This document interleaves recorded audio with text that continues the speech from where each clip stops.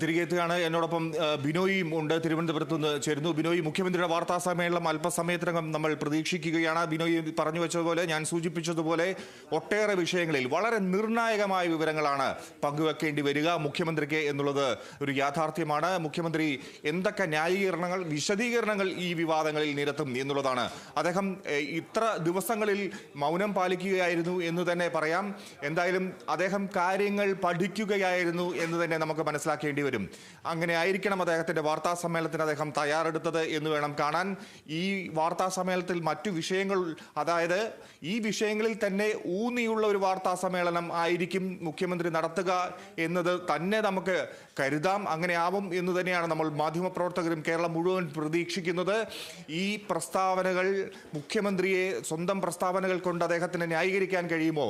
അല്ലെങ്കിൽ പാർട്ടിയിൽ LDF-ൽ ഉയർന്നു വന്ന വിവാദങ്ങൾ, ചോദ്യചിഹ്നങ്ങൾക്ക് ഇത് മറുപടിയാകുമോ? സർക്കാരിൻ്റെ കളങ്കം, പുകമറ ഇതോടെ മാറുമോ? ഇതൊക്കെയാണ് ഏറ്റവും പ്രധാനം.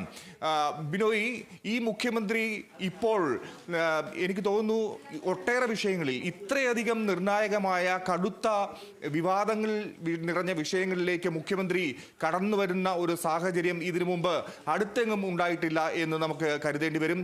എങ്ങനെയാണ് ഈ മുഖ്യമന്ത്രി ഈ വിഷയങ്ങളെ ഇതുവരെ കാണുന്നത്? ഒരുപക്ഷെ ഏതെങ്കിലും ഘടകം ഇതിനോടകം മുഖ്യമന്ത്രിയെ ഈ വിവാദ വിഷയങ്ങളിൽ രക്ഷിച്ചു നിർത്തുന്നുണ്ടോ? ഫിജി, ഒരു കാര്യം പൂരിപ്പിച്ചിട്ട് ഈ വിഷയത്തിലേക്ക് വരാം.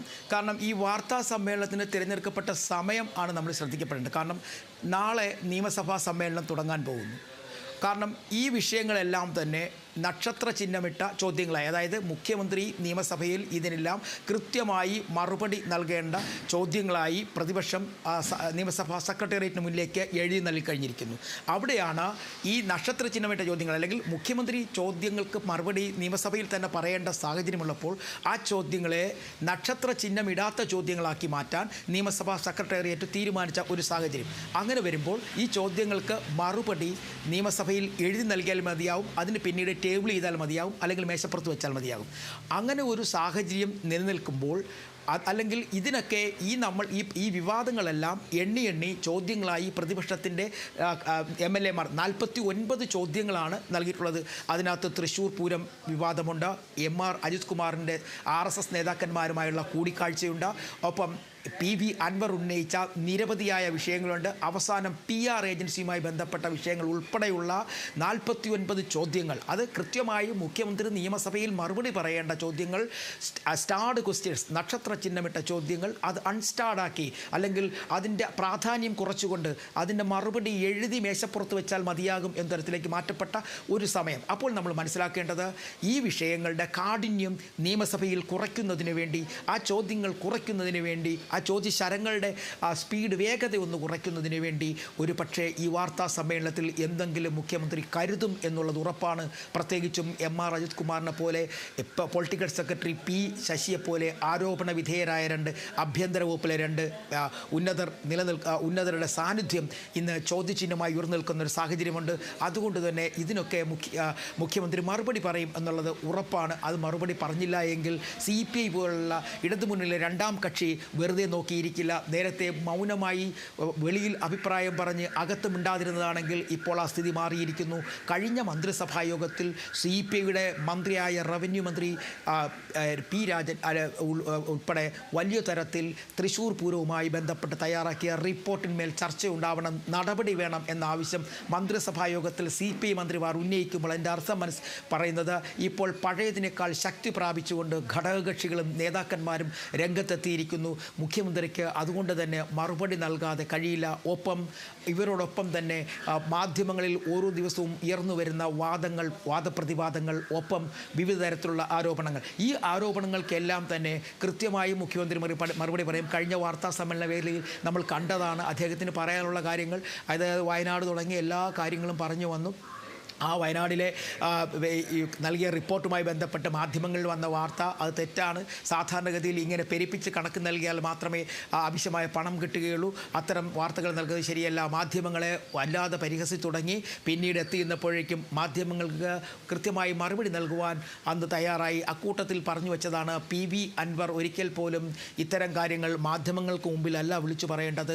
അത് കൃത്യമായും പറയേണ്ട സ്ഥലമുണ്ട്, സാഹചര്യമുണ്ട്, അവിടെയാണിത് പറയേണ്ടത്. അതിനു പകരം മാധ്യമങ്ങൾക്ക് മുമ്പിൽ വിളിച്ചു പറഞ്ഞത് ശരിയായില്ല എന്ന് ഞാൻ മുഖ്യമന്ത്രിയായിട്ടല്ല പറയുന്ന പാർട്ടിയുടെ ആളെന്ന നിലയിൽ ഞാൻ പറയുന്നു എന്ന് കൃത്യമായി പറഞ്ഞു വെച്ചു. അവിടെ തുടങ്ങിയതാണ് അന്ന് അവിടെ പറഞ്ഞു വെച്ചതിൻ്റെ തുടർച്ചയായ ഒരു പക്ഷേ MR അജിത് കുമാറിനെതിരെയും പൊളിറ്റിക്കൽ സെക്രട്ടറിക്കെതിരെയും ഒക്കെ ഉയർന്നു വന്നിരിക്കുന്ന ചോദ്യങ്ങൾ അല്ലെങ്കിൽ ആരോപണങ്ങൾക്ക് കൃത്യമായി മറുപടി പറയുമെന്ന് ഉറപ്പാണ്. മാത്രവുമല്ല അങ്ങനെ വെറുതെ നോക്കിയിരിക്കാൻ അല്ലെങ്കിൽ മറുപടി നൽകാതെ മുന്നോട്ട് പോകാൻ ഇനി മുഖ്യമന്ത്രിക്കാവില്ല. കാരണം നിയമസഭാ സമ്മേളന വേദിയിൽ ഒരു പക്ഷേ ഘടകകക്ഷിയായ CPI ഇതിനെ പ്രതിരോധിക്കുമെങ്കിൽ പോലും ആ പ്രതിരോധത്തിന് മറ്റൊരു മറുപടി പിന്നീട് മുഖ്യമന്ത്രിക്ക് പറയേണ്ടി വരും. കാരണം പ്രതിപക്ഷം കൃത്യമായി ഈ വിഷയങ്ങൾ ഉന്നയിക്കും. അതുതന്നെയാണ് പ്രതിപക്ഷത്തിൻ്റെ ചോദ്യങ്ങൾ. 49 പ്രധാനപ്പെട്ട ചോദ്യങ്ങൾ ഈ ഒരു മാസത്തിനിടയിൽ സംസ്ഥാന രാഷ്ട്രീയത്തിലും സംസ്ഥാനത്ത് വിവിധ ഭാഗങ്ങളിലായി വിവിധ ആളുകൾ ഉയർത്തിക്കൊണ്ടുവന്ന ആരോപണങ്ങളും അതെല്ലാം കൃത്യമായി ചോദ്യങ്ങളായി MLA മാർ നൽകിയപ്പോൾ അതിൻ്റെ പ്രാധാന്യം കുറച്ചുകൊണ്ട് മുഖ്യമന്ത്രി സഭയിൽ മറുപടി നൽകുന്നതിന് പകരം അതിനെ എഴുതി തയ്യാറാക്കുന്ന മറുപടിയായി ടേബിൾ ചെയ്യുന്നതിന് വേണ്ടി മാറ്റപ്പെട്ടപ്പോൾ അത് മുഖ്യമന്ത്രി കൃത്യമായും ഇതിനൊക്കെ വ്യക്തമായ ഭാഷയിൽ ഒരു മറുപടി. തീർച്ചയായും ബിനോയ്, മുഖ്യമന്ത്രിയുടെ ഭാഗത്തു നിന്ന് ഇത്തരം വിവാദങ്ങളിൽ ചോദ്യങ്ങളിൽ ഒരു കൃത്യമായ മറുപടിയാണ് പ്രതീക്ഷിക്കുന്നത്. രാഷ്ട്രീയ കേരളം പ്രതീക്ഷിക്കുന്നത്. ഇതിനോടകം മുഖ്യമന്ത്രി മൗനം പാലിച്ചത് എന്തിനു വേണ്ടിയാണ്? കൃത്യമായി ചില ഉത്തരങ്ങൾ നൽകേണ്ടി വരും. പ്രത്യേകിച്ച് PV അൻവറുമായി ബന്ധപ്പെട്ട വിഷയങ്ങളിൽ LDF-ൽ തന്നെ വലിയ ഉലച്ചിലുണ്ടായിട്ടുണ്ട് എന്ന് മനസ്സിലാക്കേണ്ടതുണ്ട്. അൻവർ പടവാളുമായി ഇറങ്ങിയിരിക്കുന്ന ഒരു സാഹചര്യം. അൻവറിന് കൃത്യമായ ഒരു മറുപടി നൽകാൻ മുഖ്യമന്ത്രിക്ക് കഴിയുമോ എന്നുള്ളത് വളരെ പ്രസക്തമാണ്. ADGPയെ സംരക്ഷിച്ചുകൊണ്ടുള്ള നിലപാടായിരിക്കുമോ മുഖ്യമന്ത്രി തുടർന്നും സ്വീകരിക്കുക എന്നുള്ളത് പ്രധാനമാണ്. ഈ അഭിമുഖവുമായി ബന്ധപ്പെട്ട് ഒരു CPM പ്രതിനിധിയുടെ PR ഏജൻസിക്കകം ഒരു ഇടപെടൽ ഉണ്ടായിട്ടുണ്ട് എന്നുള്ളത്, അതിലെന്ത് വിശദീകരണം നൽകും എന്നുള്ളത് പ്രധാനമാണ്. ഇക്കാര്യങ്ങളിൽ തീർച്ചയായും ഇതിനോടകം തന്നെ മുഖ്യമന്ത്രി ഒരു മറുപടി വ്യക്തമായി പറയാൻ തയ്യാറെടുത്ത് കാണും എന്ന് തന്നെ നമ്മൾക്ക് കരുതാം. അങ്ങനെ തന്നെ കൃത്യമായി ഒരുങ്ങിയായിരിക്കും ഈ ഒരു വാർത്താ സമ്മേളനം നടത്തുക എന്ന് മനസ്സിലാക്കേണ്ടതുണ്ട്.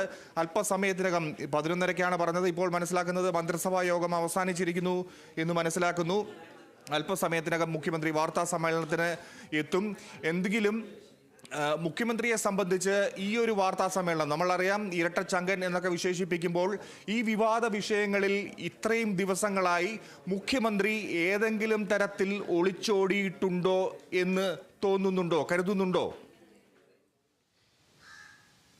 അല്ല, അതിലിതാണ് നമ്മൾ മനസ്സിലാക്കേണ്ടത്. മുഖ്യമന്ത്രി പലപ്പോഴായി അദ്ദേഹത്തിൻ്റെ മറുപടികൾ പലപ്പോഴായി പ്രസംഗങ്ങളിലൂടെയും ഒപ്പം മാധ്യമങ്ങളെ കണ്ട് ദില്ലിയിലുമൊക്കെ മാധ്യമങ്ങളെ കണ്ട് പറഞ്ഞിരുന്നെങ്കിൽ പോലും പറയാനുള്ള സമയത്ത് പറയാം എന്ന് അദ്ദേഹം പറഞ്ഞിരുന്നു.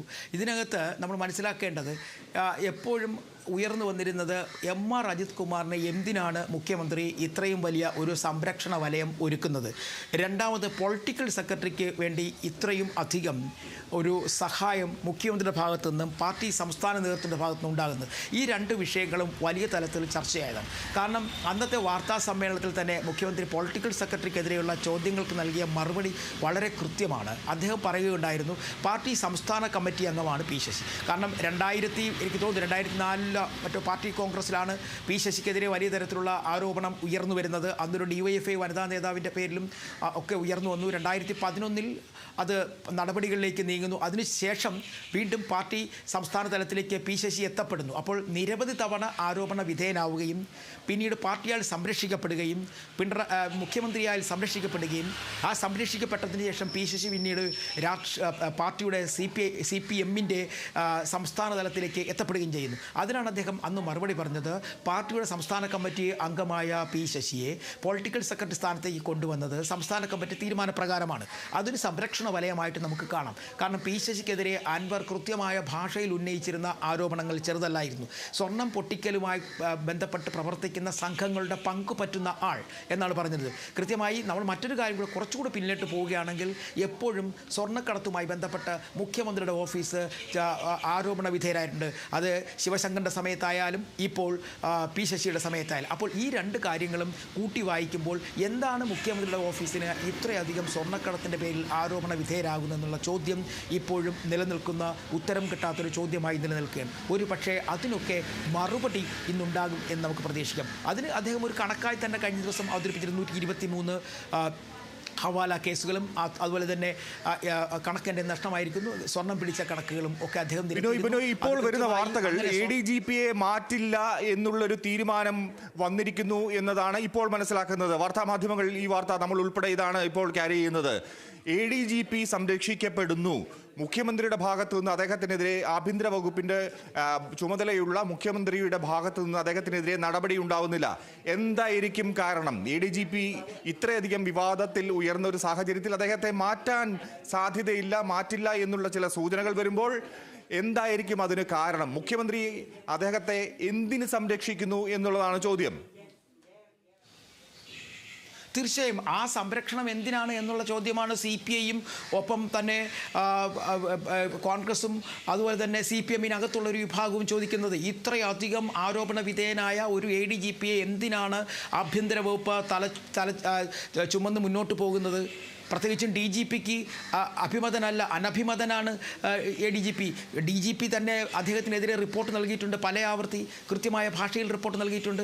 കാരണം തൃശ്ശൂർ പൂരം കലക്കലുമായി ബന്ധപ്പെട്ട വിവാദങ്ങൾ ഉയർന്നു വന്നപ്പോൾ ഈ റിപ്പോർട്ട് അംഗീകരിക്കാൻ കഴിയില്ല, അത് ആഭ്യന്തര വകുപ്പ് സെക്രട്ടറി പരിശോധിച്ചിട്ട് എന്തെങ്കിലും കൂടുതൽ അന്വേഷണം വേണോ എന്ന് സമയം വന്നപ്പോൾ അത്തരത്തിലൊരു അന്വേഷണം അനിവാര്യമാണെന്ന കുറിപ്പ് ആഭ്യന്തര വകുപ്പ് തന്നെ ഇട്ട് നൽകിയിരിക്കുന്നു. അപ്പോൾ ഇവിടെ നമ്മൾ മനസ്സിലാക്കേണ്ടത് ഈ സംരക്ഷണം പാർട്ടി ഒരുക്കുന്നതാണോ അതോ മുഖ്യമന്ത്രി ഒരുക്കുന്നതാണോ, അതല്ലെങ്കിൽ മറ്റേതെങ്കിലും ശക്തികളെ ആരെങ്കിലും ഭയക്കുന്നുണ്ടോ എന്നുള്ള കാര്യത്തിൽ ഒരു വലിയ തരത്തിലെ ചർച്ചയ്ക്കുള്ള വഴി തുറക്കുന്നു. ഒരു പക്ഷേ ചോദ്യങ്ങളാണ് ബിനോയ് പറഞ്ഞത്, വളരെ പ്രസക്തമായ ചോദ്യങ്ങളാണ്. ഈ ചോദ്യങ്ങൾക്കാണ് മുഖ്യമന്ത്രി മറുപടി പറയേണ്ടത്. അദ്ദേഹത്തിന് ഈ ചോദ്യങ്ങളിൽ നിന്ന് ഒരു കാരണവശാലും ഒഴിഞ്ഞു മാറാൻ സാധിക്കില്ല എന്നുള്ളതാണ് ഏറ്റവും പ്രധാനം. അദ്ദേഹത്തിന് ഇക്കാര്യങ്ങൾ ഇന്ന് വിശദീകരിക്കേണ്ടി വരും.